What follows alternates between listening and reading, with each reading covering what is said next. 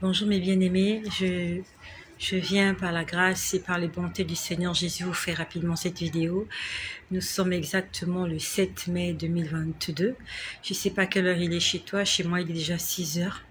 Il est 6 heures du soir, nous sommes samedi et grâce soit rendue à Dieu parce que nous sommes toujours en vie et surtout en bonne santé.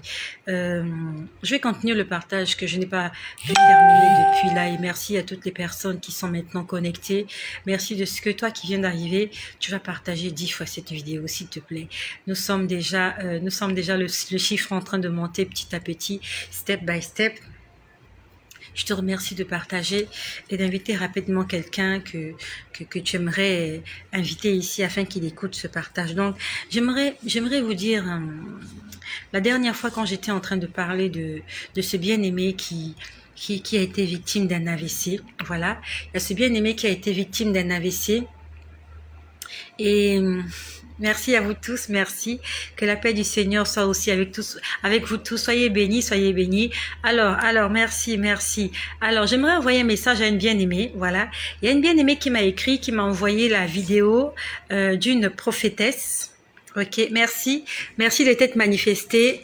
Voilà, j'avais complètement oublié. Non, pas que j'ai oublié, mais bon. Voilà. Donc, il y a une bien-aimée, elle va se reconnaître, elle est là parmi nous. Il y a une bien-aimée qui m'a envoyé la vidéo d'une prophétesse qui est dans la ville là où elle se trouve. Je crois que c'est cette ville-là. Et elle voulait que je prie afin que le Seigneur me confirme si elle pouvait prier dans cette église ou pas.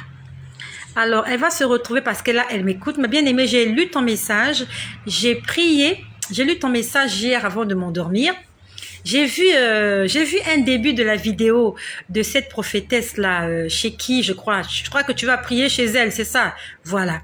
Donc quand j'ai vu la vidéo, en fait, j'ai entendu commencer à parler, mais bon, j'ai pas voulu juger par moi-même. La Bible nous dit que Dieu regarde au cœur et les hommes regardent à l'apparence. Donc j'ai pas voulu juger de moi-même, j'ai dit Seigneur, j'aimerais que tu me dises si cette femme est ta servante. Vraiment, c'est une prière que j'ai faite intérieurement. Et j'aimerais te dire que Dieu écoute même tes prières les plus intérieures. Même si tu n'as pas parlé. Je n'ai pas vraiment prié pour que Dieu me dise si cette femme-là est une servante de Dieu ou pas, cette prophétesse-là. Sur la vidéo que tu m'as envoyée. Elle prophétise, ainsi de suite. Tu m'as envoyé la vidéo pour savoir si elle servait le Seigneur. Donc, j'ai juste intérieurement, j'ai dit, Seigneur, réponds-moi. Réponds-moi, Seigneur. J'ai fermé ma Bible et je me suis mise à prier jusqu'à m'endormir. Dans la nuit, je me suis réveillée dans la nuit, je ne sais pas quelle heure il était. Je ne sais pas qu'est-ce qui m'a réveillée, je ne sais plus qu'est-ce qui m'a réveillée. J'étais réveillée, mais j'étais toujours allongée sur le lit. Et j'étais couchée sur mon côté gauche, je me rappelle bien. Cette nuit. J'étais couchée sur mon côté gauche et j'ai dit, Seigneur, est-ce que cette femme-là, c'est ta servante? À peine j'ai posé la question, j'ai eu la réponse. À peine j'ai posé la question, j'ai eu la réponse. Je sais pas. J'aimerais pas que Dieu parte. Dieu a changé de couleur, c'est pas grave. S'il coupe la vidéo, je vais la refaire. Donc, je n'ai pas envie de tirer une conclusion de comment Dieu travaille. Mais quand Dieu m'a répondu, en fait, j'ai compris que le salut des âmes est la chose la plus importante pour Dieu. Parce que rarement, bon, il arrive, c'est vrai qu'il arrive, que Dieu réponde, que Dieu réponde tout de suite. Mais je peux quand même dire que la plupart du temps, je dois quand même prier longtemps avant que Dieu ne réponde. Et vraiment, le constat que j'ai fait, en fait, c'est par rapport à ce que j'ai vu hier. J'ai compris que le salut des hommes était la chose la plus importante pour Dieu. Si tu poses la question au Seigneur de te montrer quel est le péché qui t'empêche de voir sa gloire, le Seigneur va te répondre automatiquement. Je crois. Ça, c'est une conviction personnelle. Que si tu demandes à Dieu quelque chose qui va de pair avec ton salut, avec ta vie éternelle, Dieu te répond tout de suite. Parce que c'est quelque chose d'important, c'est quelque chose d'urgent, c'est quelque chose de crucial. Mais si tu demandes sur autre chose, à la limite, c'est vrai que Dieu répond. Mais je crois que si c'est quelque chose qui n'est pas salutaire pour toi, Dieu ne te répond pas forcément à l'instant même. Donc j'aimerais dire à ma bien-aimée, lorsque j'ai posé la question, j'étais couchée sur mon côté gauche. J'ai dit, Seigneur, est-ce que cette femme-là, tu m'as donné 3 lettres, voilà. J'ai pas envie de dire ces 3 lettres-là de peur d'attirer l'attention, parce que j'ai envie de garder l'anonymat de cette personne-là, de cette prophétesse-là. J'ai dit, Seigneur, est-ce que cette femme-là, c'est ta servante? Automatiquement, j'ai vu quelque chose. À l'instant T, on va dire que la seconde d'après, paf, j'ai vu quelque chose. J'ai vu cette prophétesse à genoux. Elle avait porté une tunique noire. Elle était en face d'un homme. Cet homme-là avait porté aussi une tunique noire. Et cet homme-là, avec une tunique noire, était en train d'imposer ses mains sur cette femme prophétesse qui avait aussi porté une tunique noire. J'ai dit, en fait, je me suis dit, j'ai dit, mais la réponse est trop rapide. Je me suis dit, mais Dieu a répondu trop rapidement. J'ai dit, bon, peut-être que c'est mon imagination. Je me suis tournée sur mon côté droit maintenant, parce que je suis sur mon côté gauche.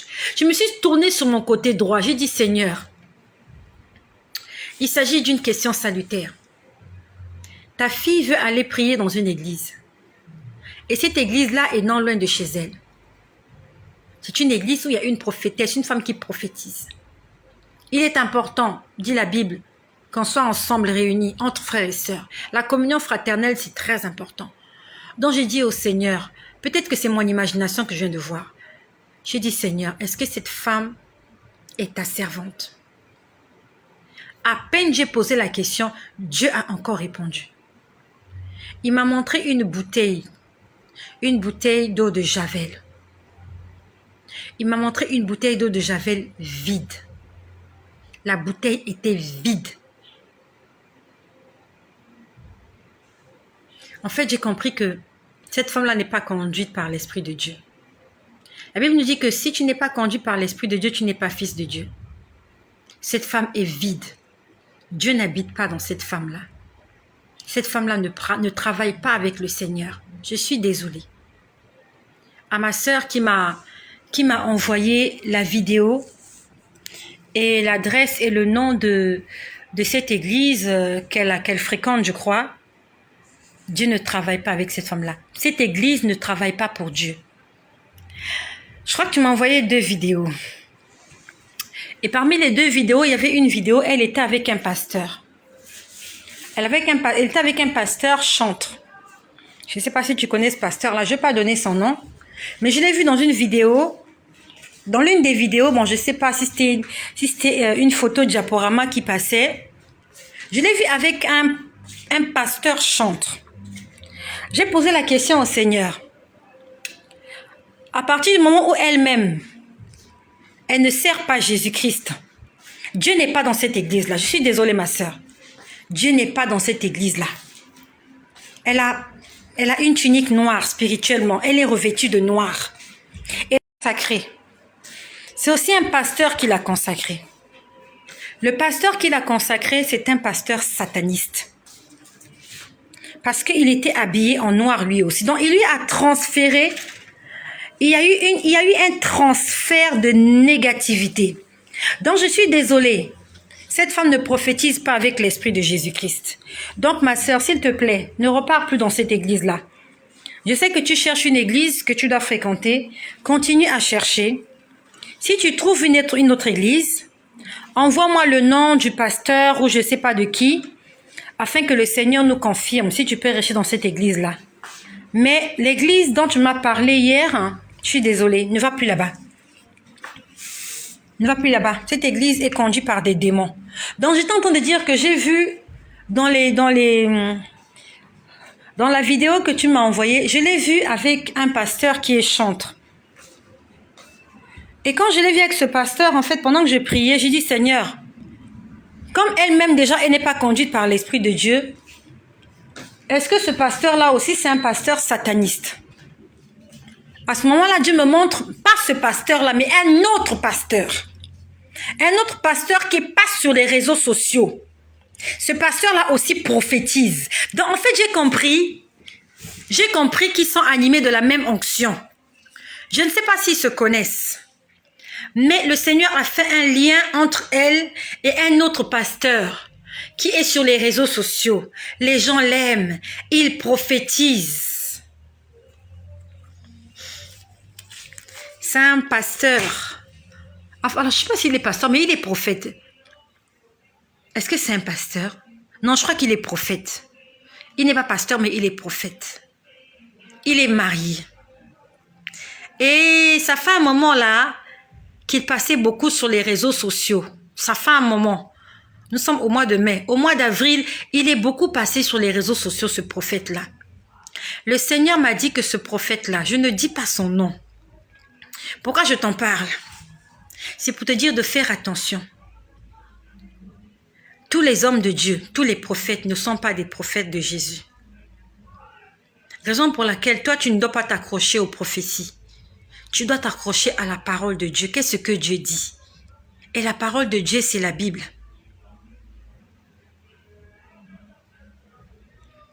Ma sœur, c'est vraiment bizarre. Je voulais être sûre de moi. Son mari est un diacre, le père du mari. Alors, ce prophète-là, il est marié. Il passe sur les réseaux sociaux avec sa femme. Les deux sont très visibles. Le Seigneur a mis un lien entre elle et cet autre prophète-là. Et l'autre prophète en question, je tais son nom, c'est un gay. Il est gay. Il est pédé. Pourtant, il a une femme. Tout le monde connaît sa femme. Sur les réseaux sociaux, tout le monde connaît sa femme.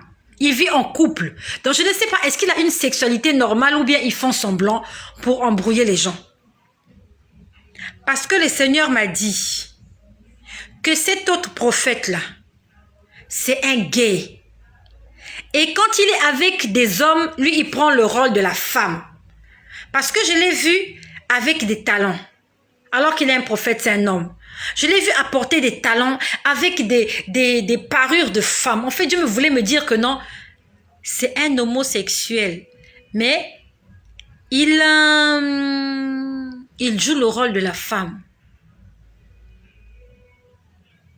Donc, je ne sais pas si cette prophétesse-là, est-ce qu'elle est mariée? Je ne sais pas. Parce que quel est le rapport qu'il y a entre cette femme-là et l'autre homme qui est gay? Parce que je crois que les homosexuels se fréquentent entre eux. Hein? Mais je crois que cet homme-là est marié pour blouser les gens. Je crois qu'il s'est marié pour tromper les gens. En fait, il est gay, ce prophète-là. Il est gay. Et je ne sais pas. Mais je sais que par rapport à ce qu'on a entendu comme témoignage, quand un homme est gay, c'est pas possible. C'est pas possible qu'il puisse avoir des relations sexuelles normales avec une femme. Quand un homme est gay, c'est pas possible qu'il ait des relations sexuelles normales avec une femme. Donc, que est vrai. Bon, ça c'est pas important pour moi. Ça n'engage que eux. Mais ce qui est sûr, c'est que si ce mariage n'est pas vrai, ça ne mettra pas du temps, ce mariage-là. Parce qu'un gay ne peut pas faire semblant d'être hétéro. Parce que cette femme-là, si elle est hétéro, elle ne supportera pas de vivre avec un gay. Parce qu'il ne fonctionne pas normalement. Un homme gay ne fonctionne pas normalement. Surtout quand il joue le rôle de la femme. Ça veut dire que son derrière est bousillé. Il a un derrière bousillé. Et quand on a un derrière bousillé, ça veut dire que c'est là qu'il se retrouve. Il ne se retrouve pas devant, mais il se retrouve derrière. Donc, c'est pas possible qu'il puisse satisfaire sa femme. Ça, c'était juste une parenthèse. Donc, ma bien-aimée, ma sœur, je suis désolée. Ne va plus dans cette église-là. Ne va plus là-bas. Ne va plus. Je suis désolée. C'est une église satanique. Je suis désolée. Ah, il y a des bisexuels et ils se retrouvent aussi. Mais ce qui est sûr, c'est que on ne peut pas être bisexuel toute sa vie. À un moment donné, il faut faire un choix. Ou on travaille devant ou on travaille derrière. Honnêtement. Bon, bref, c'était juste une parenthèse. Donc voilà, j'ai répondu à ma sœur. Merci de t'être manifestée. Alors, Voilà, j'étais en train de parler ce jour-là quand je priais pour mon bien-aimé. Ce jour-là quand j'ai prié pour mon bien-aimé qui se sent toujours mal suite à son AVC. Il a toujours mal, il se plaint, j'ai mal, j'ai mal, j'ai mal. D'accord? J'ai mal, j'ai mal, j'ai mal. J'étais en train de prier pour lui. C'était l'après-midi, je crois que c'était avant-hier. Merci de partager 10 fois, s'il te plaît. Nous sommes déjà au nombre de 41. Voilà. Si c'était une vidéo où je dansais la charanga, nous serions déjà au nombre de 4 millions. Mais c'est pas grave. La Bible nous dit qu'il y a beaucoup d'appelés, mais il y a peu d'élus. Merci de partager 10 fois cette vidéo, s'il te plaît. Ne sois pas attiré par les prophéties. Sois attiré par la parole de Dieu. Parce que la Bible nous dit que toutes choses passeront. Même les prophéties vont passer. Il arrivera un moment où il n'y aura plus de prophéties. Mais la parole de Dieu reste inchangée. Elle est éternelle, la parole de Dieu. Accroche-toi à la Bible. Accroche-toi à ce que Dieu te dit. Hier, je vous ai dit comment ce soir-là, lorsque j'étais sur mon lit, quand je voyais les rayons, ce faisceau lumineux sur mon lit, j'ai entendu cette voix me dire, je parle par ma parole. Donc, avant que Dieu ne t'envoie un prophète ou une prophétesse, avant que Dieu ne t'envoie quelqu'un pour te donner une parole de connaissance, Dieu t'envoie d'abord sa parole. Et sa parole, c'est la Bible. Et tout ce qui est écrit dans la Bible, c'est Jésus. Dans la Bible, on ne parle que de Jésus. Depuis la Genèse jusqu'à Apocalypse, toutes les histoires sont liées à Jésus. Toutes les histoires sont liées au salut des âmes. Raison pour laquelle tu dois t'accrocher à la parole de Dieu. La parole de Dieu ne peut pas te tromper. Un homme peut te tromper. Un prophète peut te tromper. Mais Dieu ne peut pas te tromper. Accroche-toi à la Bible. Aujourd'hui, le diable a capturé plusieurs personnes parce que les gens ne veulent pas lire la Bible, ils veulent juste les prophéties. Prophétie. Prophétie. Que je prophétise, oui, prophétise. Ok. Là où tu es assis là, tu as un soutien jaune, tu as un sous-vêtement bleu et ton mari s'appelle Gilbert. Qu'est-ce que ça nous apporte comme salut? Ce genre de prophétie-là, en quoi ça nous sauve? En quoi ça nous sauve? Oui, cette nuit, tu as dormi sur ton lit. Ton lit est de couleur rouge et les draps étaient blancs. Qu'est-ce que ça nous apporte? Est-ce que ça nous sauve? Est-ce que ça sauve les âmes des gens?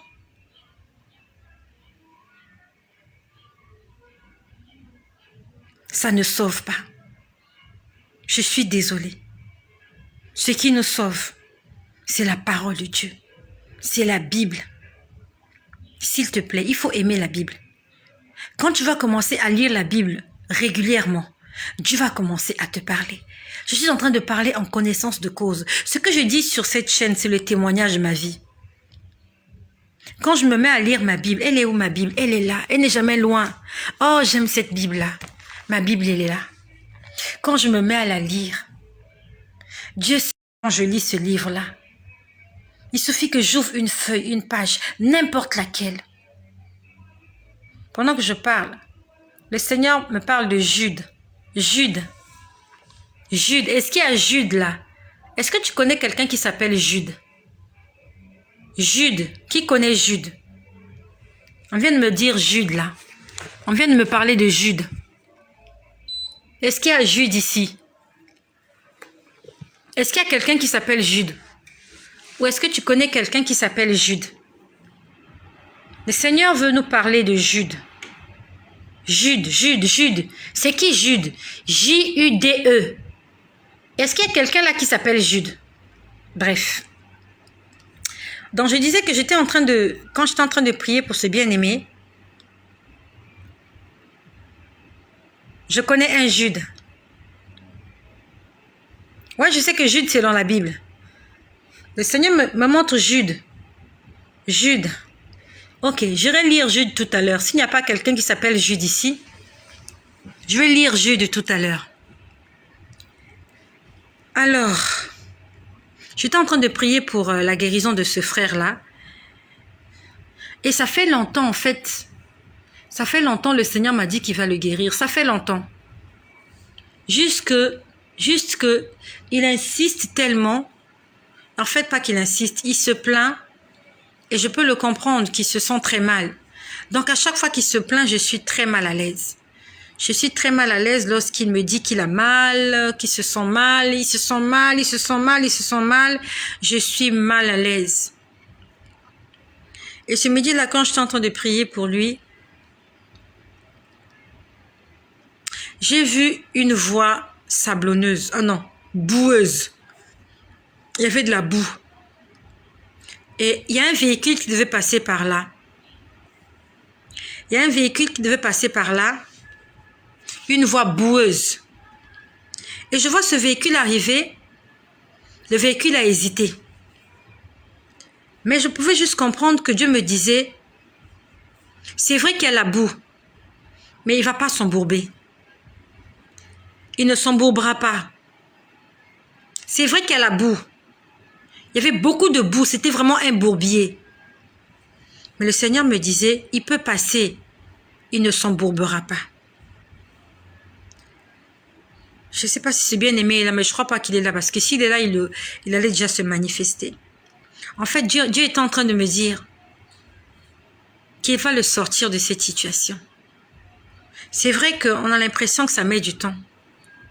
Pourquoi je te fais ce témoignage? Peut-être que toi aussi, ça fait longtemps que... Peut-être que toi aussi, ça fait longtemps que tu pries, tu attends que Dieu fasse quelque chose pour toi. Et jusque-là, la situation n'a pas changé, c'est toujours pareil. J'aimerais te dire, et la foi, n'abandonne pas Jésus pour ça. J'ai vu la boue, mais le Seigneur m'a dit, il va passer. Après, j'ai entendu quelqu'un parler. La personne a dit, tout esprit aveugle connaît cette loi. Écoute-moi bien. Après avoir vu la boue, j'étais en train de prier pour quelqu'un qui a des problèmes avec tout son côté droit. Il a mal, il ressent des fourmillements. À la limite, il ne se sert pas très bien de son côté droit parce qu'il a été victime d'un accident vasculaire cérébral. D'accord? Et le Seigneur m'a dit qu'il va passer. Malgré la boue, il va passer. Et après, j'ai entendu, tout esprit aveugle connaît cette loi. Je répète, j'ai entendu audiblement. Tout esprit aveugle connaît cette loi. J'ai dit, mais de quelle loi il s'agit? Tout esprit aveugle connaît cette loi. De quelle loi il s'agit? Et quand j'ai posé la question, c'est quoi un esprit aveugle? Un esprit aveugle, en fait, c'est un démon. Ce sont les esprits impurs. Ils sont aveugles parce qu'ils ne marchent pas dans la vérité. Donc Dieu voulait me dire que tous les esprits impurs connaissent cette loi. Mais de quelle loi il s'agit? Je suis en train de prier pour quelqu'un qui est malade. Le Seigneur m'a dit ceci. La vie de chacun d'entre Le Seigneur m'a dit ceci. La vie de chacun d'entre nous en tant que fils et filles d'Israël. Nous étions tous en Égypte, sous la captivité, sous l'esclavage. Nous avons été battus, martyrisés, nous avons souffert sous Pharaon et l'Égyptien. Le Seigneur a envoyé un homme qu'on appelle Moïse. Moïse, c'est le libérateur. Et nous, Moïse n'a pas été envoyé pour nous. Nous, Dieu nous a envoyé Jésus. Notre libérateur par excellence, c'est Jésus. Donc nous étions perdus dans le désert. Non, pas dans le désert. Nous étions en Égypte, sous la captivité. Nous étions des esclaves, nous étions des pécheurs. Jésus est venu. Il nous a sortis.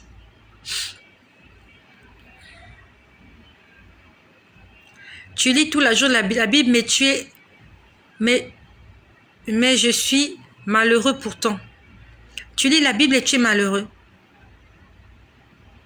Quand tu lis la Bible, tu lis quel passage? Tu lis la Bible pourquoi? J'aimerais te dire ceci, fidèle, Aïdaï, voilà. Maintenant, avant de lire la Bible, prie. Avant d'ouvrir la Bible, prie, dis-lui Seigneur, parle-moi.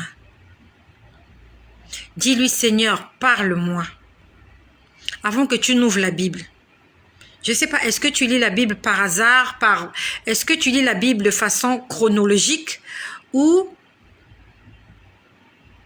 est-ce que tu lis la Bible de façon chronologique ou tu lis la Bible comme ça, tu viens, tu ouvres n'importe quel verset, tu lis.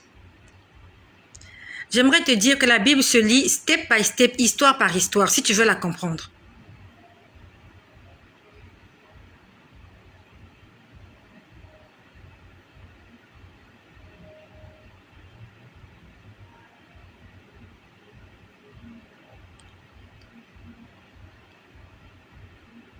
Donc, je suis en train de parler à, je ne sais pas qui a écrit là, je ne sais même plus. Dorénavant, avant de lire la Bible, tu pries. D'accord? Ne lis pas la Bible comme un aventurier. Aujourd'hui, tu ouvres n'importe où, tu lis, tu fermes. Demain, tu lis une autre page. C'est comme la loterie. La Bible, c'est pas la loterie. Il faut comprendre ce qu'on lit. Nous devons comprendre les histoires. Donc, si tu décides de lire la Bible, soit tu commences par l'Ancien Testament ou tu commences par le Nouveau Testament. Si tu commences par le Nouveau Testament, tu commences par Matthieu. Si tu commences par l'Ancien Testament, tu commences par la Genèse. Avant de lire la Bible, tu pries. Tu dis, Seigneur, parle-moi. Tu ouvres ton chapitre, Genèse chapitre 1, tu lis ce que tu as à lire jusqu'à ce que tu te fatigues, tu fermes et tu vas faire ce que tu as envie de faire. Mais pour la gloire de Dieu. Si tu veux dormir, tu dors. Et je t'attends. Viens me faire le témoignage de ce qui va se passer après que tu lises la Bible de façon ordonnée, pas de façon désordonnée. Aujourd'hui, tu lis Genèse, demain, tu lis Apocalypse, après demain, tu viens, tu lis Matthieu. C'est pas comme ça qu'on lit la Bible. C'est pas comme ça qu'on lit la Bible. On lit la Bible de façon chronologique si on veut la comprendre. D'accord? Voilà. Voilà. Va lire la Bible pour obéir à Dieu. Je lis chapitre par chapitre. Est-ce que tu lis la Bible de façon chronologique? Genèse 1, Genèse 2, Genèse 3, Genèse 4. Si tu ne le fais pas, fais-le comme ça. Et dorénavant, avant de lire la Bible, tu pries. Dis Seigneur, tu prends ta Bible, tu dis Seigneur, je vais lire ta parole, mais je veux que tu me parles, parce que tu parles à travers ta parole. Répète-le lui. Hier, il nous l'a dit, on l'a écrit. Dieu parle par sa parole, parce que sa parole, c'est la vérité. Donc, commence à le faire dès ce soir. Avant de lire la Bible, prie. Prie, dis Seigneur, parle-moi. Après, tu ouvres ta Bible, tu la lis de façon chronologique. Après, tu viendras me donner le témoignage. D'accord? Ok. Donc, j'étais en train de parler de ce bien-aimé là. J'étais en train de parler de ce bien-aimé. Voilà. Qui est souffrant, il se plaint, il a mal de son côté droit. Donc, j'étais en train de prier pour lui. J'ai entendu, tout esprit aveugle connaît cette loi. Le Seigneur me dit, les esprits aveugles, ce sont les démons. Et c'est quoi la loi en question? Lorsque Israël est sorti de la servitude en Égypte, il est passé par un miracle, par la traversée de la mer. Et quand il traverse la mer, il se retrouve dans le désert. Dans le désert, il n'y avait pas de carte géographique. Dans le désert, il n'y a pas de route, il n'y a pas de piste. Le désert est une étendue de sable chaud. Il y a du vent chaud, il y a le soleil, c'est sec. Si tu n'as pas une boussole dans le désert, tu vas te perdre. Si tu n'as pas de repère dans le désert, tu vas te perdre. Et dans le désert, tu dois dépendre de Dieu. Parce que c'est Dieu qui te fera tomber du pain du ciel. C'est Dieu qui te sortira l'eau du rocher. Dans le désert, on dépend de Dieu. Aucun homme ne s'occupera de toi pendant que tu vas traverser le désert. Pendant que tu traverses le désert, c'est Dieu qui va s'occuper de toi. Et le Seigneur est en train de me dire que les démons, donc les esprits aveugles, ils connaissent cette loi. Que lorsque quelqu'un sort d'Égypte, quand un pécheur a été sauvé, il est en route pour Canaan, il est en route pour la terre promise, il doit passer par le désert. Je suis désolée. C'est un chemin obligatoire pour tout enfant de Dieu. Tu dois passer par le désert. Même quand on voit l'histoire de Jésus, Jésus est venu vers Jean-Baptiste, on l'a baptisé, le ciel s'est ouvert, une voix se fit entendre, voici celui-ci est mon fils bien-aimé, en qui j'ai mis toute mon affection, obéissez à cet homme. La Bible nous dit que l'Esprit de Dieu a conduit Jésus dans le désert. Jésus est parti dans le désert où il n'a pas mangé pendant 40 jours. Pendant qu'il était dans le désert, il dépendait de Dieu. La Bible nous dit que les anges venaient le servir. Aucun homme n'était avec Jésus. Sa mère n'était pas là. Marie n'était pas là. Surtout Joseph, on ne parle même plus de Joseph à ce moment-là. Les disciples n'étaient pas là. Jésus était seul dans le désert. Il était confronté à la famine, à la soif, à la sécheresse, à la chaleur et à la tentation.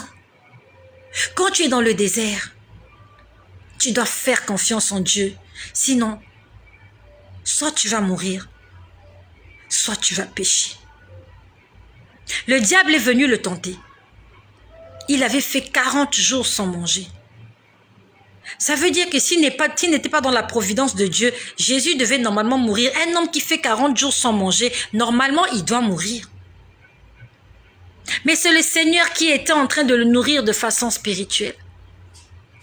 Parce qu'il était entré dans le désert pour la volonté de Dieu. Tout homme doit passer par le désert.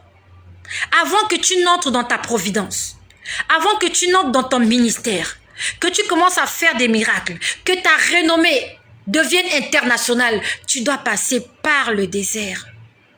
On doit suivre les pas de Jésus, les chemins de Jésus. Tu es entré dans les eaux de baptême, oui. Le ciel s'est ouvert et approuvé. Le ciel a approuvé ton appartenance. Après, tu dois entrer dans le désert. Là où le diable va te tenter. Tu seras tenté par le diable. Tu seras tenté par la chair. Mais tu dois dépendre de Dieu, pas des hommes. Ça veut dire que tu dois garder la foi. Je ne sais pas si mon frère dont il est question va écouter ce message. Tu es en train de traverser le désert.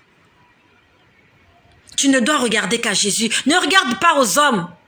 Depuis qu'on a commencé à prier pour toi. En fait, Dieu veut que tu mettes ta foi en lui. Ne mets pas ta foi en quelqu'un. Mets ta foi en Dieu. Et même quand quelqu'un prie pour toi, c'est pas cette prière qui va te délivrer. C'est pas cette prière qui va te faire du bien. C'est la personne à qui on adresse cette prière qui va venir te soulager. C'est lui qui va soulager tes peines. Tu traverses le désert, mon frère.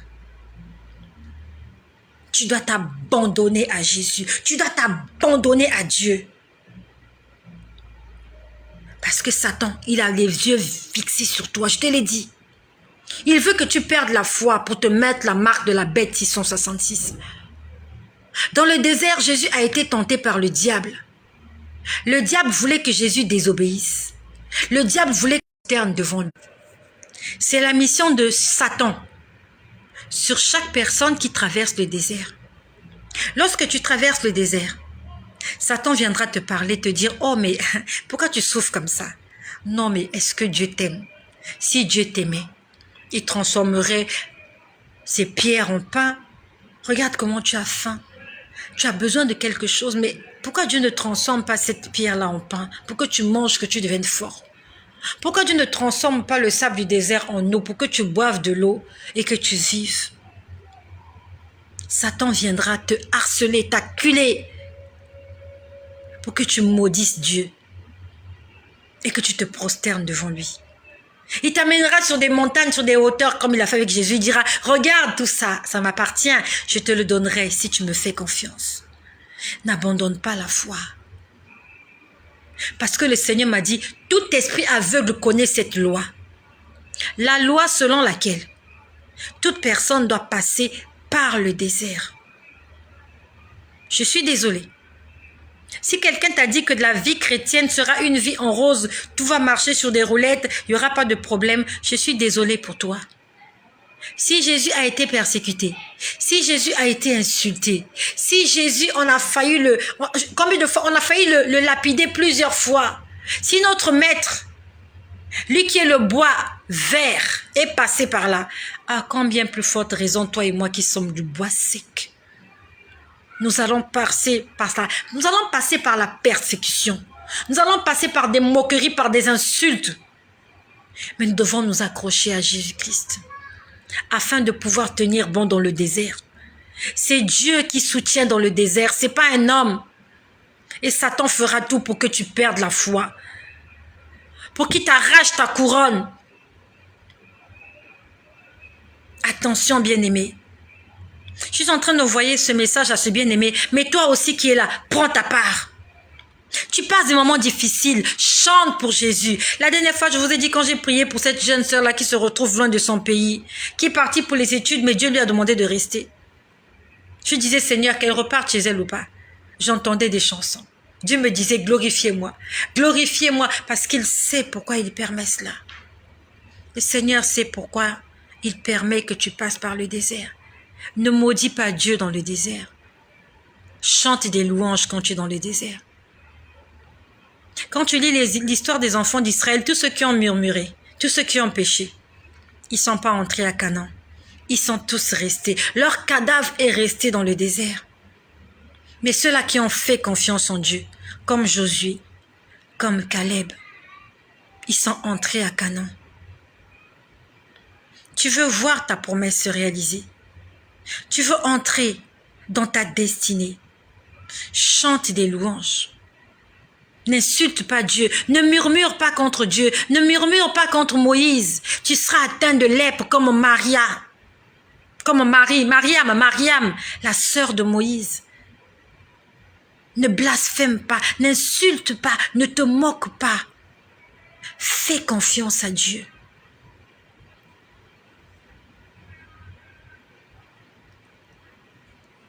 Après, j'ai entendu une autre chose. Quand je dis j'ai entendu audiblement. J'ai entendu. Est-ce que tu traverses l'épreuve? C'est ce que j'ai entendu. Est-ce que tu traverses l'épreuve? Je ne sais pas trop ce que ça signifie, mais je crois que je sais ce que ça signifie. On est en train de poser une question et on parle de l'épreuve. Est-ce que Dieu est en train de t'éprouver? Je n'en sais rien. C'est une épreuve. Et quand on lit la prière universelle, ne nous soumets point à la tentation, mais délivre-nous du mal. Notre Père qui es aux cieux, que ton nom soit sanctifié, que ton règne vienne. Donne-nous aujourd'hui notre pain. Le pain en question, c'est la parole de Dieu. Tu dois lire la Bible tous les jours. Donne-nous notre pain quotidien. Pardonne nos offenses. Ne nous soumets pas à la tentation. Quand tu traverses l'épreuve, malgré le fait que tu traverses l'épreuve, Dieu mettra toujours à ta disposition le pain quotidien. Le pain quotidien, c'est la parole de Dieu. Lis la parole de Dieu matin et soir, comme il est écrit dans Josué au chapitre 1, verset 8. Que ce livre de la loi ne s'éloigne point de ta bouche. Je sais que tu souffres. Lis d'abord ta Bible. Lis ta Bible et fais confiance à Dieu. Fais confiance à Jésus. Dans le désert, les enfants d'Israël, c'est vrai, il leur manquait beaucoup de choses. Mais c'est dans le désert qu'on leur a donné les 10 commandements. Il y avait des commandements à respecter pendant la marche dans le désert. Pendant que tu es en train de traverser le désert, il fait chaud. Le sable du désert, ça chauffe. Le vent, il est brûlant. Oui, tu vis pas dans une maison décente. Ce sont des tentes. Vous devez vous déplacer. Vous levez le matin. Allez, quand la colonne de nuit est là, on se lève en marche. La colonne de feu est là, on se lève en marche. Mais il y avait les commandements qu'il fallait respecter. Il y avait des adversaires aussi. Les enfants d'Israël, ils ont mené beaucoup de batailles. Ils ont combattu contre d'autres peuples. Dans le désert, tu dois te battre.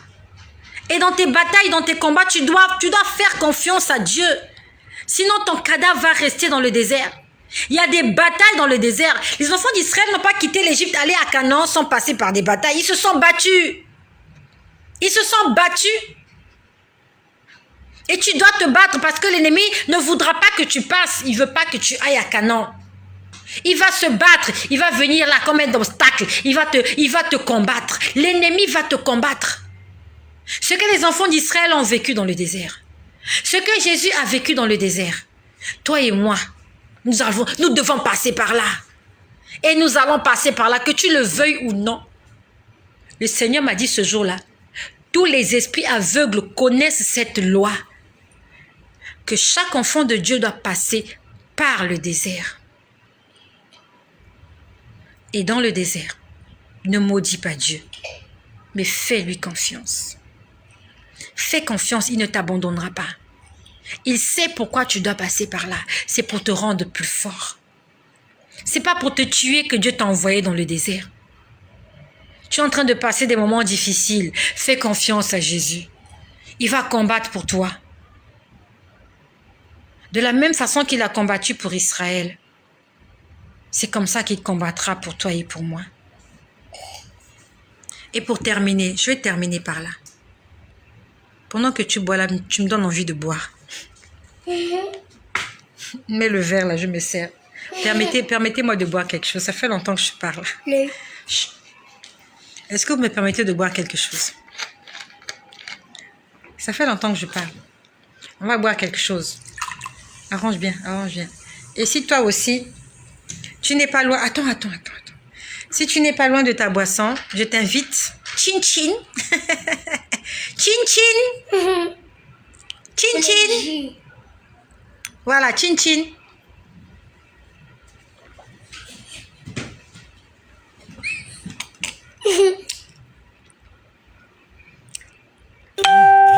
Il faut qu'on ouvre notre radio. Donc, tu vas sponsoriser. Valérie Mebou. Tu veux qu'on ouvre la radio? Ok. Je compte sur toi.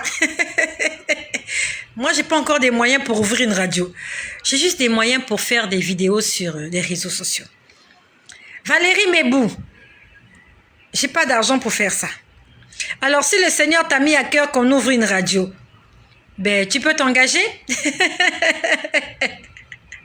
D'accord? Ben, tu peux t'engager, c'est comme tu veux, hein? Tu peux t'engager. En tout cas, je laisse le Seigneur te guider. Voilà, comme c'est le Seigneur, je crois que tu es la deuxième personne. Il y a aussi quelqu'un là qui me parlait d'ouvrir une radio, une chaîne de radio et de télévision. Honnêtement, j'ai pas encore les moyens. J'ai pas envie de faire des choses au-delà de mes moyens. Je laisse le Seigneur faire. Et si le Seigneur touche des personnes, si le Seigneur touche ton cœur et que tu veuilles s'aimer dans ce ministère, vraiment sous la gouvernance, sous la mouvance du Saint-Esprit, si tu ressens en toi cette envie de faire quelque chose pour cette œuvre, que le Seigneur se glorifie. Mais moi, personnellement, je n'ai pas de moyens pour le faire. Je ne sais même pas comment commencer ça. Donc voilà, si le Seigneur t'a mis cela à cœur, je ne sais pas, mets-le sur la table. Mets-le sur la table. Mets-le sur la table et voilà.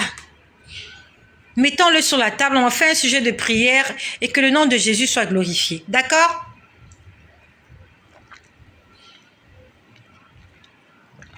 Ça, c'est mon verre. Ce verre-là, je t'avais interdit de toucher à ça, sinon tu vas me le casser. Ça reste là. Donc, je disais pour terminer, j'étais toujours en train de prier pour ce bien-aimé-là qui souffre, qui se plaint. Il a mal. Ma soeur, j'ai mal. Je n'ai pas bien dormi. Je n'arrive pas. C'est difficile. Pour terminer, ça s'est vraiment terminé là. Parce que j'étais en pause déjeuner et après, il fallait que j'aille travailler. Pour terminer, j'ai vu quelqu'un en train de... Je ne sais pas comment on appelle ça. Jouer... Comment on appelle ça? Le saut à la corde. Moi, je veux juste contribuer pour la connexion Internet. Mais il n'y a pas de souci. C'est comme tu veux. D'accord? Si tu veux contribuer à la connexion Internet, tu m'écris inbox. Je t'envoie mes coordonnées. Tu envoies ce que tu as envie d'envoyer. Voilà. Moi, je ne suis pas là pour demander de l'argent. Mais s'il y a quelqu'un qui veut contribuer, sauter à la corde, exactement, c'est ça. Donc, s'il y a quelqu'un qui veut contribuer, si le Seigneur a touché ton cœur, a mis dans ton cœur l'envie de contribuer, moi, je ne paye que la connexion Internet. Voilà. Corde à sauter, exactement. Donc, j'étais en train de voir quelqu'un sauter à la corde. Et il y avait 2 cordes. Donc, en fait, des 2 côtés, je sais qu'on est nombreux là. Moi, j'ai joué à ça quand j'étais... Merci Bangui Koya. Écris-moi, je te donnerai les coordonnées. Si tu veux s'aimer dans le ministère, c'est comme tu veux. Et le Seigneur pensera à toi. Donc, j'ai vu... Tu connais le son, la corde. Tic, tic, tic, tic, tic, tic. Il faut éviter, en fait, il faut éviter la corde. En fait, il faut être là toujours en train de sauter. Tu sautes, tu sautes, tu sautes. Et je vois cette scène de quelqu'un en train de jouer, en fait, en train de sauter à la corde. Donc, il y avait des personnes, je m'en vu les personnes, hein. Je sais qu'il y avait 2 cordes, pas une seule corde, mais 2 cordes. Paf, paf, paf, paf. Et lui et la personne devaient sauter et éviter la corde. Parce que lorsque tu touches la corde, comment on appelle ça? Tu fais, comment ils appellent ça? Voilà, tu as échoué quoi, tu as échoué à la partie, soit quelqu'un d'autre prend la main, bon voilà. Donc, je vois quelqu'un en train de sauter à la corde. Et j'entends une voix qui dit, ça fait 1765 fois. Écoute-moi bien. J'étais en train de prier pour cet homme qui est souffrant, qui souffre. Je priais pour que Dieu intervienne, pour qu'il a... J'étais en train de... pour qu'il sache que Dieu n'est pas menteur. On m'a montré quelqu'un en train de sauter à la corde. Pourquoi je t'en parle? Peut-être que toi aussi, ça fait des années que tu souffres. Lui, ça fait 3 ans. Il a fait, quand on a fait connaissance l'année dernière, il m'a dit, ça faisait 2 ans qu'il avait eu cet accident vasculaire cérébral, AVC. Donc, on va dire que c'est la 3e année aujourd'hui. Il marche avec une canne. Ça fait 3 ans qu'il souffre. 3 ans. Ouais, je crois que ça fait 3 ans. 3 ans, au maximum 4 ans. Je l'ai vu en train de sauter à la corde. Pourtant, il ne peut même pas courir. Je l'ai vu en train de sauter à la corde. Et j'ai entendu une voix qui m'a dit, ça fait 1765 fois qu'il saute à la corde. Et jusque-là, il ne s'est pas encore fatigué et il n'a pas commis d'erreur. Ça veut dire que malgré la fatigue, malgré l'âge, malgré la maladie, il est toujours en train de sauter. En fait, c'est comme si Dieu me disait, mais il n'est pas encore mort. Pourquoi il désespère? Il n'est pas encore mort. Ça fait 1000... Pourquoi le Seigneur a utilisé 1765? Oui, 1765 fois. Ça fait combien d'années? Calculez un peu. J'ai entendu 1765 fois. Une année à 360 jours. 1765 jours, ça correspond à combien d'années? Dites-moi. Aidez-moi un peu. Je n'ai pas de calculatrice là. 1765 fois. Ça correspond à combien d'années? C'est facile, hein? La règle de 3. Si une année donne 1565 jours... Ah, pardon. Si une année donne 365 jours, j'ai pas de calculatrice. Aidez-moi, s'il vous plaît. Who can help me? J'ai besoin de réponse. Qui peut m'aider? 1765. Ça fait combien de jours? Il n'y a pas de mathématicien par ici? Hein? Il n'y a pas de mathématicien? Vous êtes là ou vous n'êtes pas là? Are you here or not? Vous m'entendez pas? Ou bien en différé? Alors, est-ce que j'ai une calculatrice ici? Ok. Si une année donne 365 jours, 4 ans et 9 mois, D'accord. 4 ans et 83 jours. Ok. Je ne sais pas pourquoi on a parlé de 1700. 4 ans et 8 mois. D'accord. Alors, j'ai fait sa connaissance l'année dernière. Oui, on s'est connus l'année dernière. Et l'année dernière, il m'avait dit que ça faisait 2 ans qu'il avait eu l'AVC. Donc là, on est à la 3e année. D'accord? On est à la 3e année. Attends, 365 jours fois 3. Là, on est à 1085 jours. Alors, je ne sais pas, est-ce que ce nombre-là,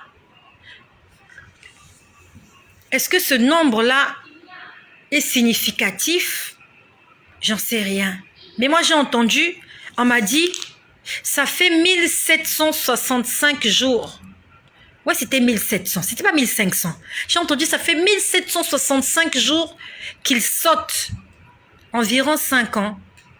Honnêtement, j'ai pas envie d'interpréter ça à ma manière. J'ai pas envie de dire que ça.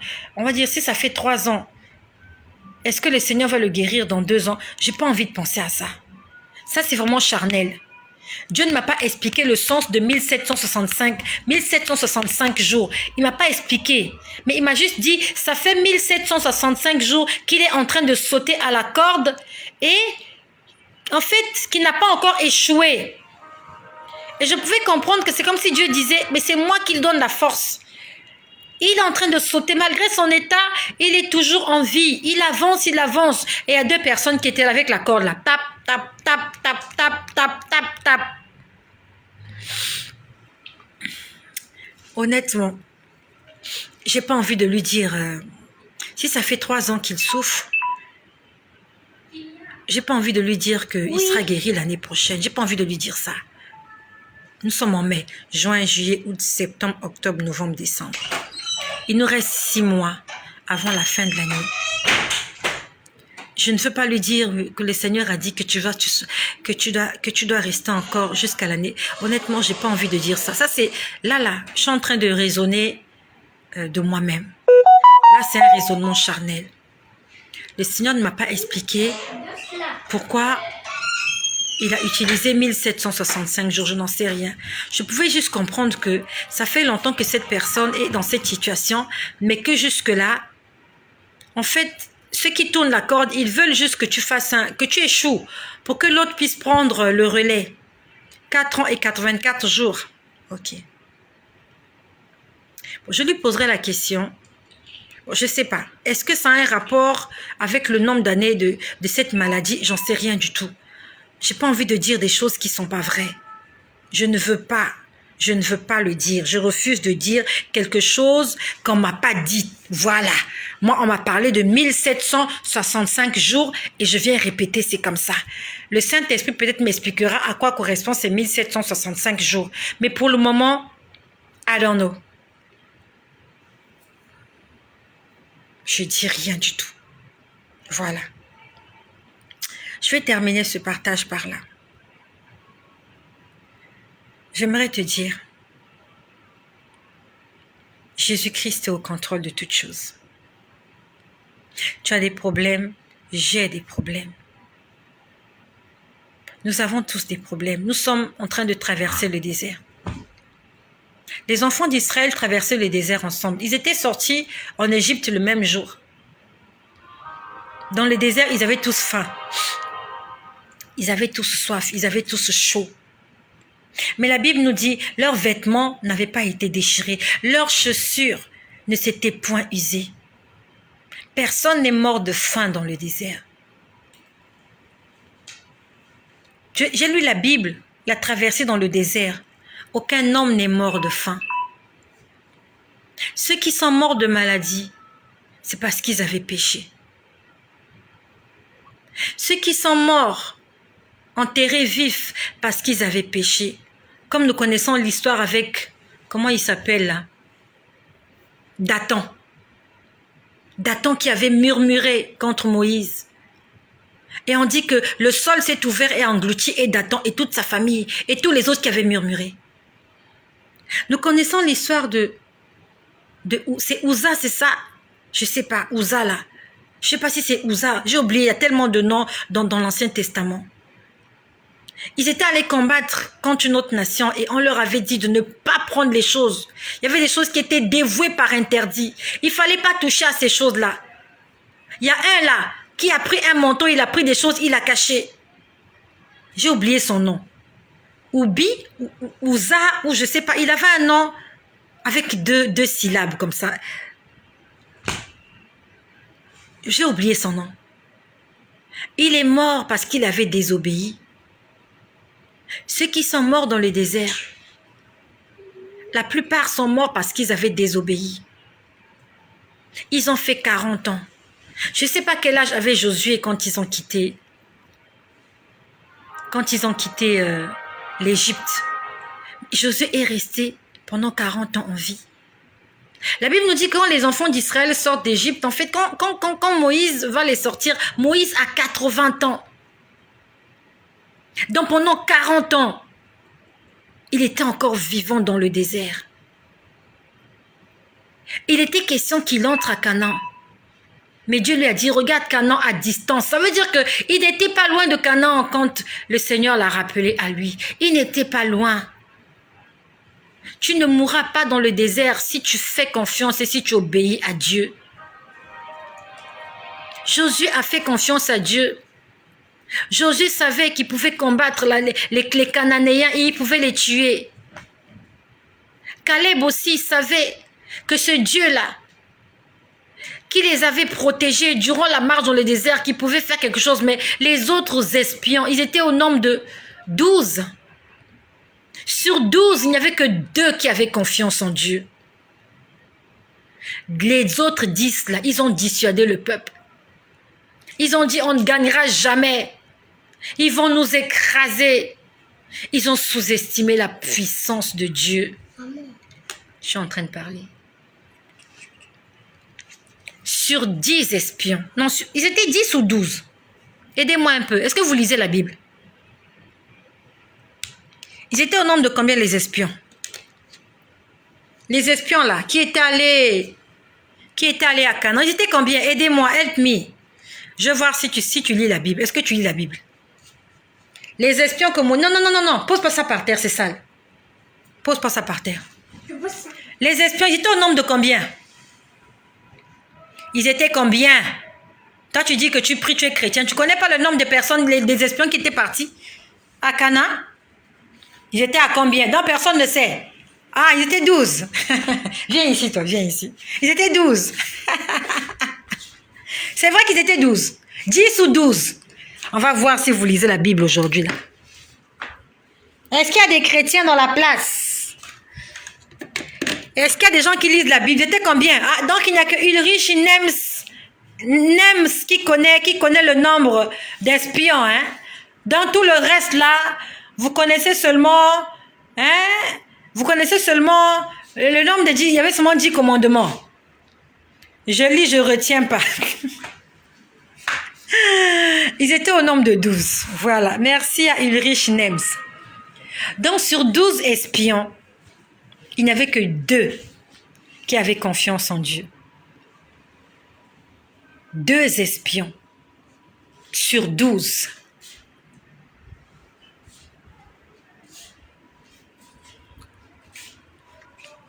Et le Seigneur a récompensé la foi de ces 2 espions-là.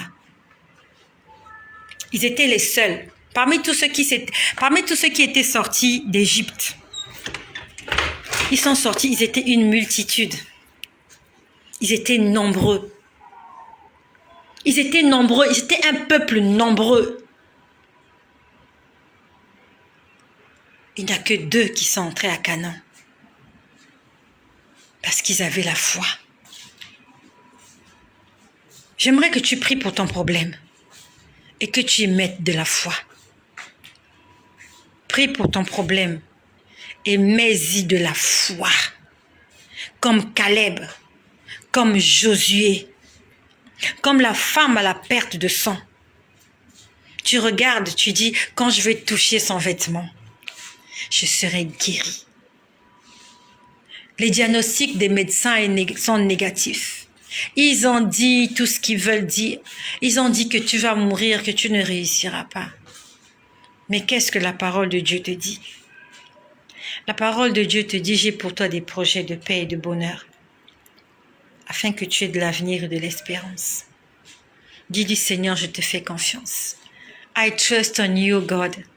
I trust on you. Je crois en toi. Je crois en Jésus. Je crois qu'il est le Fils de Dieu. Je crois qu'il est mort et ressuscité. Je crois qu'il a payé pour tout. Et je crois qu'il est ici. Et je crois qu'il est ici, présent au milieu de nous. Tout puissant pour nous guérir, tout puissant pour nous guérir, et par sa grâce nous pardonner. Dans la parole de Dieu, il est écrit, sans la foi, il est impossible de lui être agréable. Car il faut que celui qui s'approche de Dieu sache que Dieu est vivant et qu'il est le rémunérateur de ceux qui le cherchent. Je vais prier ce soir pour toutes les personnes qui sont là. Pas je vais prier, nous allons prier.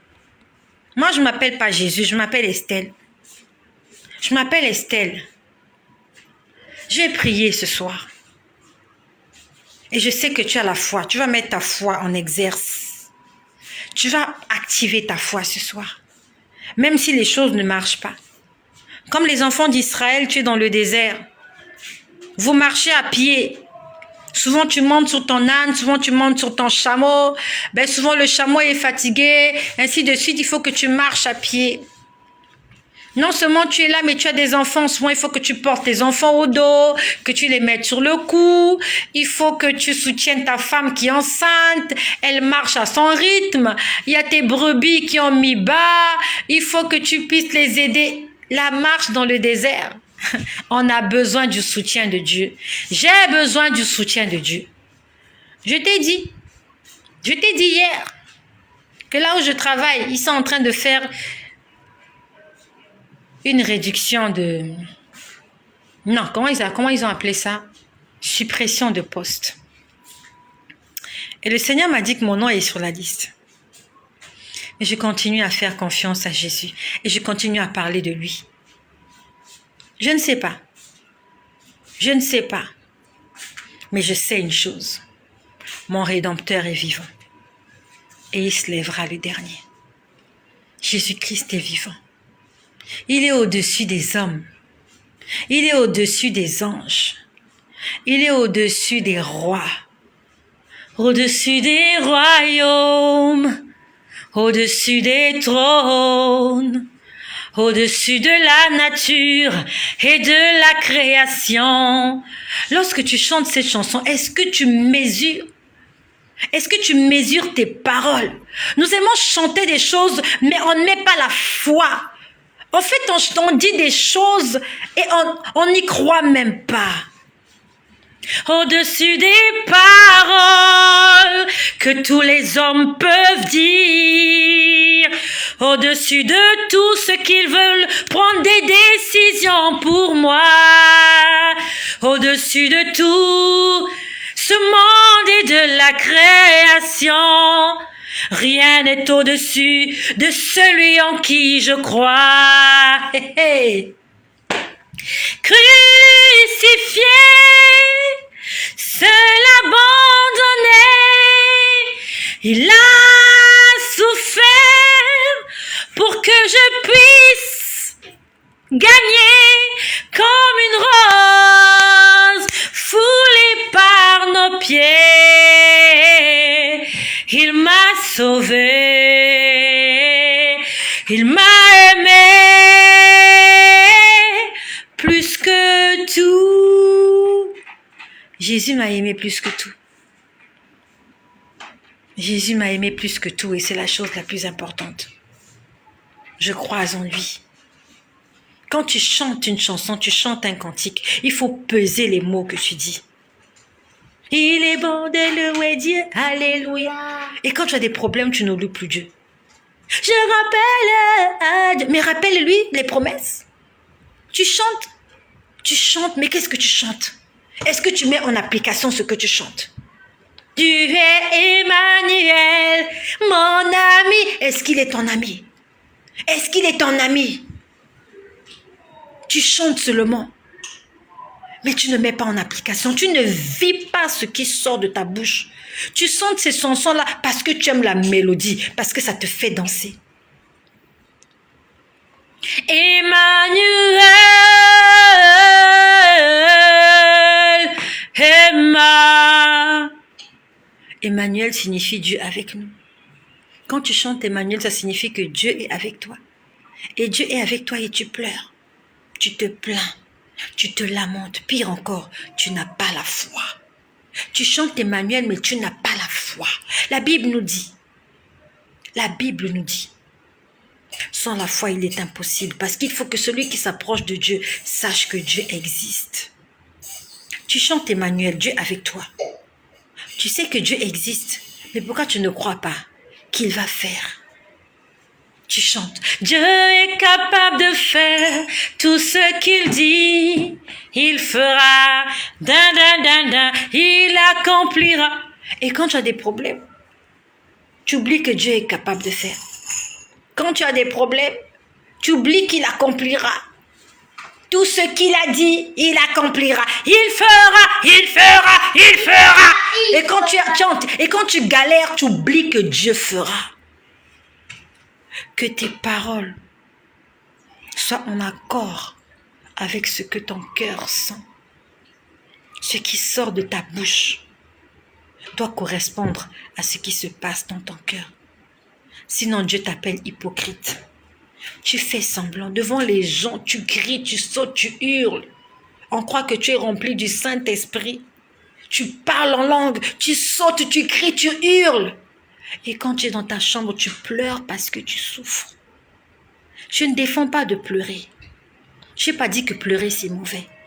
Mais tu pleures de désespoir. C'est ça le problème. Tu pleures pas parce que tu contemples la grandeur de Dieu et que tu te dis que Dieu est trop bon.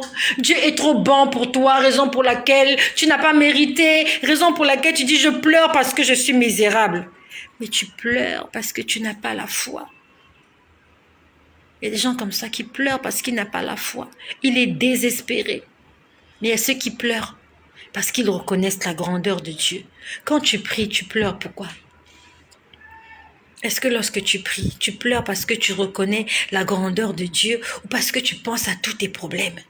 Je suis fauchée. J'ai pas de travail. J'ai pas de mari. La Bible nous dit en toutes choses, rendez grâce à Dieu. Rendez grâce à Dieu en toutes choses. J'aimerais prier ce soir.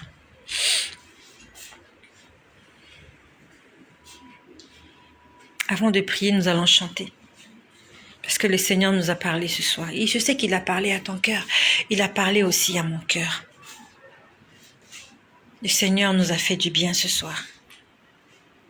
Si tu connais la chanson, chante-la avec moi. Merci d'un cœur reconnaissant. Merci au Seigneur 3 fois saint. Merci. Car il m'a donné Jésus-Christ, son Fils. Merci. Excusez-moi. Et la lumière qui est allumée en bas? En bas. Au salon. S'allumer.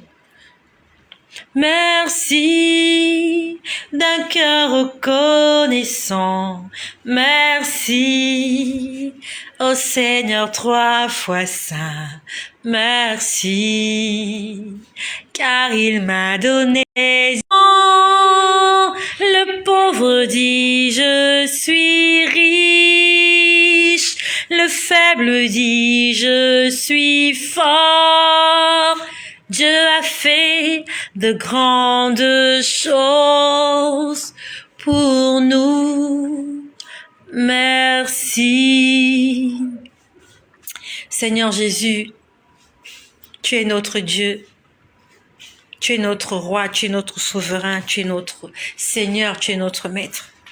Seigneur, ce soir encore, je t'appelle Rabbi. C'est toi qui prends le contrôle de tout ce qui se passe ici. C'est toi qui prends le contrôle dans la vie de mon frère qui m'écoute.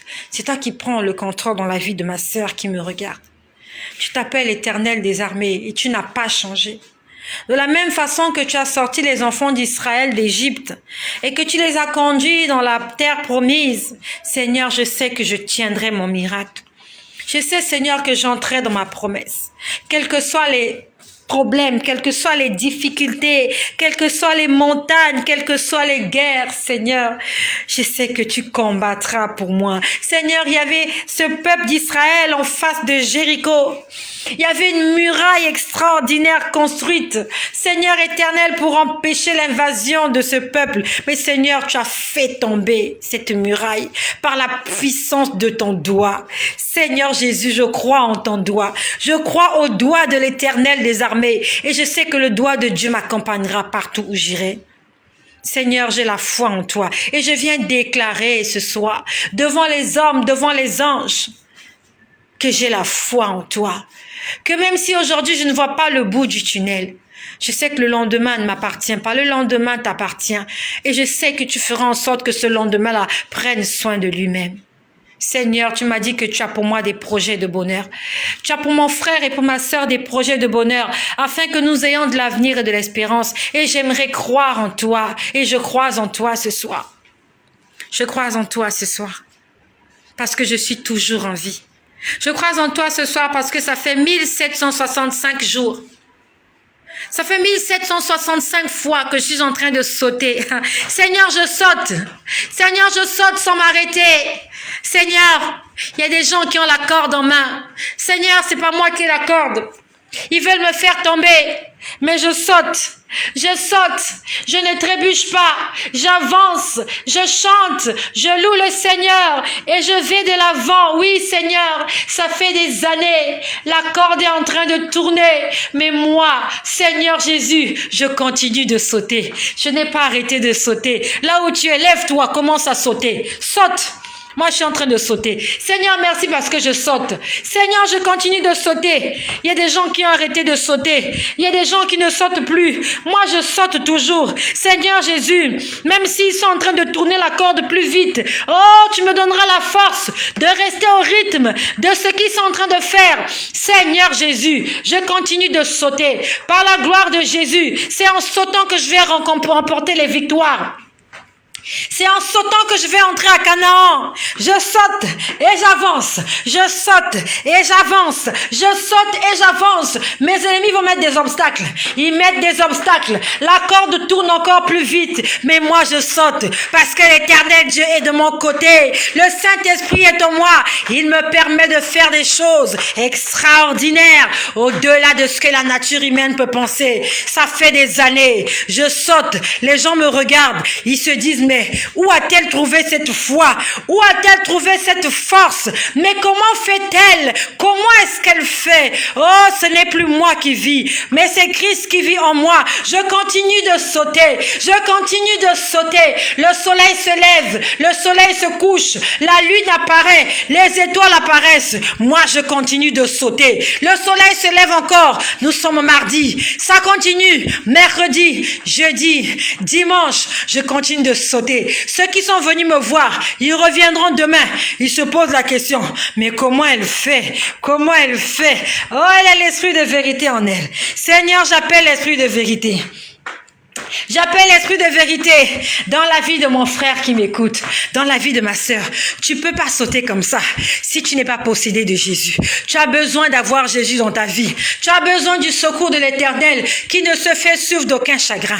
Tu as besoin de la bénédiction de Dieu parce que c'est celle-là qui te rendra plus fort. Oh Jésus, j'ai besoin de toi pour continuer de sauter. Oui Seigneur, ils vont s'étonner. Comment depuis que je saute là, je ne m'arrête pas. Je suis pas fatigué. Je ne transpire pas. Oh Jésus. Et ils sont même fatigués. Ils sont fatigués de tourner la corde. Ils ont donné la corde à quelqu'un d'autre. Ils ont passé le témoin à quelqu'un. D'autres personnes sont venues. Ils tournent la corde. Moi j'avance. J'avance. Et j'avance. Et encore. Je suis un extraterrestre. Je suis un être surnaturel. Je ne suis pas humain. Je ne suis plus sur la terre. La Bible nous dit vous vivez sur terre mais vous n'êtes pas. Je ne suis plus un être humain. Je suis un être surnaturel. surnaturel. Je suis un être surnaturel. Il n'y a que mon corps qui est sur terre. Mon esprit est au ciel. Et c'est cet esprit-là qui me donne la force d'avancer. Oh Yahvé, Jésus, merci. Merci parce que j'ai la foi, Seigneur. Merci Seigneur, je te prie pour toutes les personnes qui m'écoutent. Seigneur, tu connais nos problèmes. Seigneur, je sais que tu vas les régler. Seigneur, donne du travail à ceux qui en cherchent, au nom de Jésus. Seigneur, donne la santé à ceux qui en cherchent, au nom de Jésus. Seigneur, donne le mariage à ceux qui en cherchent, au nom de Jésus. Seigneur, donne les diplômes à ceux qui en cherchent, au nom de Jésus.